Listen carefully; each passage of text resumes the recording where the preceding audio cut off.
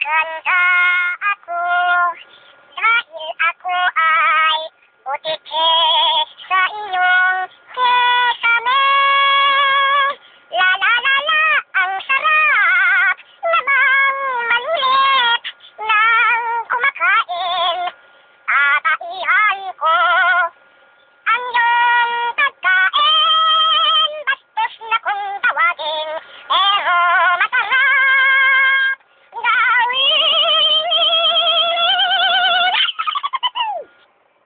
Sana iyong maintindihan kaming mga butike, dahil pag hindi, lalaglagan kita sa iyong batok, batok, batok, la la la la la la la la la la la la la batok, batok, batok, hindi niyo ko makuhuli pagkat napuputol ang buntot ko.